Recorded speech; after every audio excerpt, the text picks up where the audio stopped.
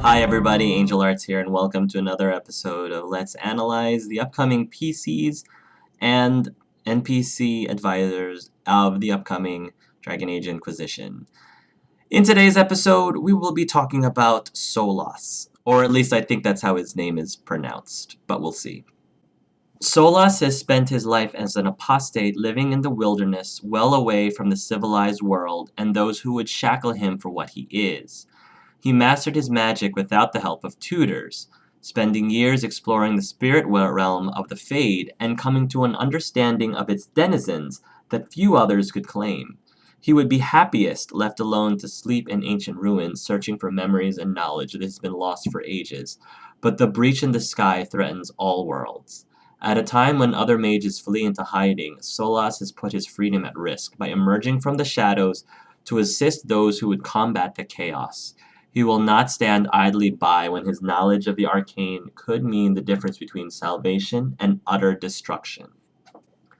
The more I read about Solas, the more fascinating I find his character, because he is extremely diverse in many different ways.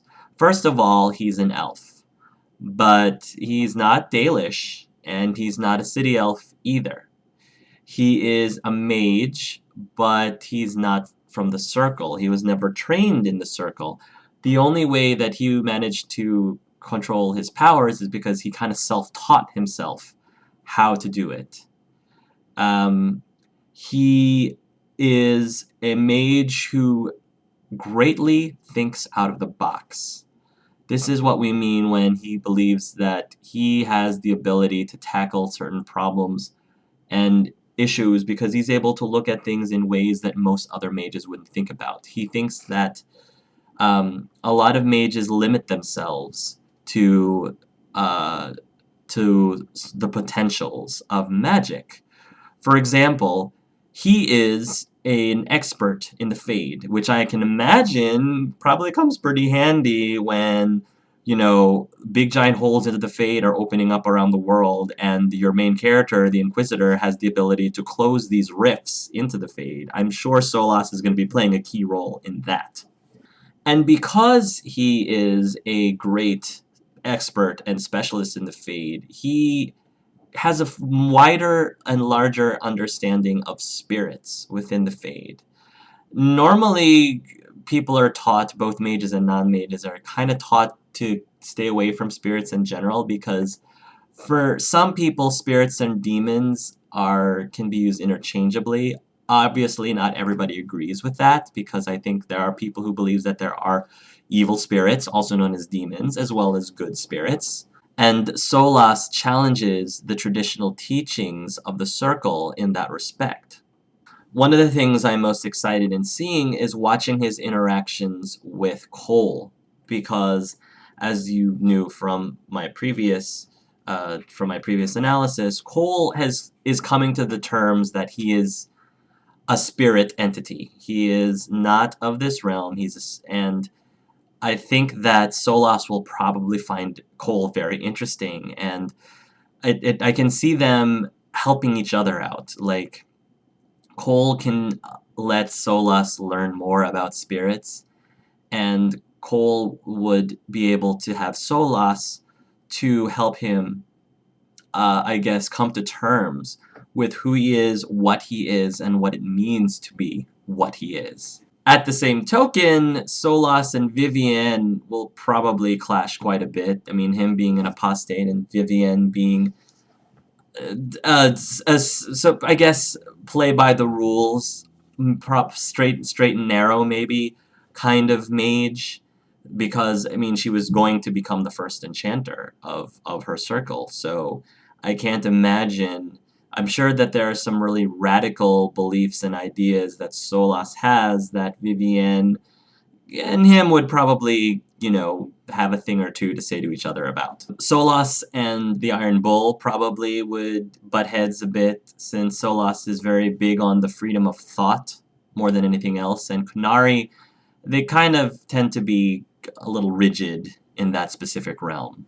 Another thing about Solas that I find really interesting is the way he is able to channel the Fade to to learn really awesome things.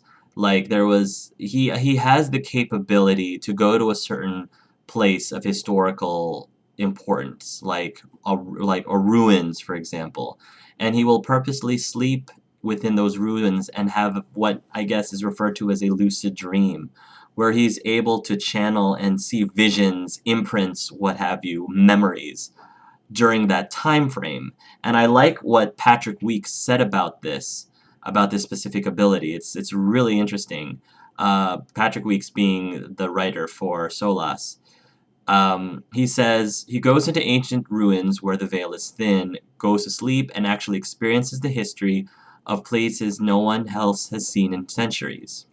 When Patrick Weeks was asked about the accuracy of these visions from these lucid dreams, his response was, well, it's based off of people's memories, right? Ask 10 different witnesses at a crime scene to describe what happened, and you'll get all kinds of conflicting information. Solas knows that everything he sees in the Fade is subjective and imperfect. It's like a gigantic Wikipedia entry full of citation needed notes. But still, Solas has found some amazing things. That is a pretty awesome analogy, and I would love the ability, even though my visions may not be completely accurate, but that's what I think makes that adds drama. Just knowing that a lot of it's probably true, but some of it is can be very subjective. It'd just be really cool to be able to have these type of visions and see the past through the eyes of the spirits or the memories that are held by the Fade and the spirits. Other fun facts, in Elvish, Solas means pride. There is a city called Solas on the borders of the Tevinter Imperium and Navarra. Mary Kirby describes him as Scotch bonnet candies, which I've never actually had before. I'm sure if I taste it, I would probably think Solas too. He is referred to in promotional images as the Mind. He kind of does have that Charles Xavier from X-Men vibe to me. He is in his early to mid 40s. He is described as knowledgeable, logical, refusing to believe in bad and good, which would probably make for some very interesting discussions. And of course, we just found out recently that Solas is romanceable. But he's only available to you as a romance if you are a female elf. That's it. You can't be any other race. You can't be any other gender. You can pretty much be any class you want.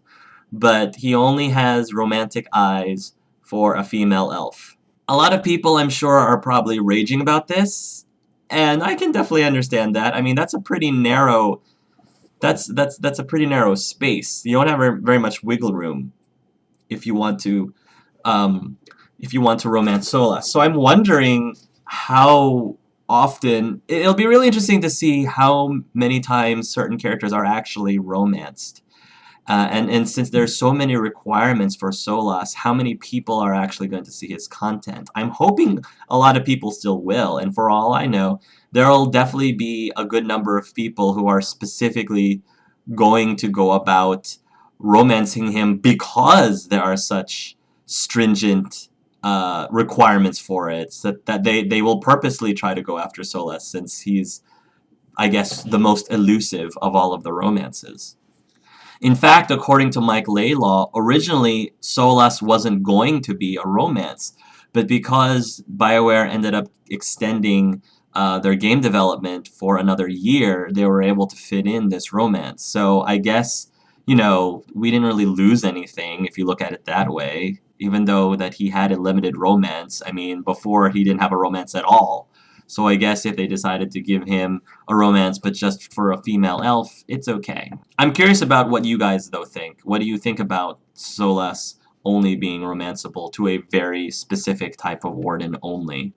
According to Mark Dara, it's going to make super story sense why Solas can only romance female elves. I mean, I know I was slightly taken aback when I found out that Cullen was only limited to a female of two different races, but Solas is only, Solas is even more stringent. You gotta be one specific race and one specific gender. I guess it does make things interesting for there to be a very story-driven reason for a character to, to only be romanceable by a certain type of Inquisitor, which makes me question whether or not BioWare should consider trying to not, right? See, I don't want to limit them, though. Like, I'm torn because I feel like you want to try to make as many of these characters available to as many players as possible so that they will see your content. I mean, if I was a developer, I want people to see what I worked on. So if I worked on Solas's romance, I want people to experience it and to see it. And so, I mean, so maybe one of the last things that I would want to do would be to write a story, write Solas's background and personality around him, or in such a way that he only would be interested in female elves. But again, I don't want to limit creativity. It does add a little bit of interest and intrigue to it. So, I mean, there's good and bad. It's a balancing act. It's a double-edged sword. Anyway, guys, thank you so much for watching this episode of Let's Analyze Dragon Age Inquisition characters. Tune in next time, and until then, love yourselves and love each other.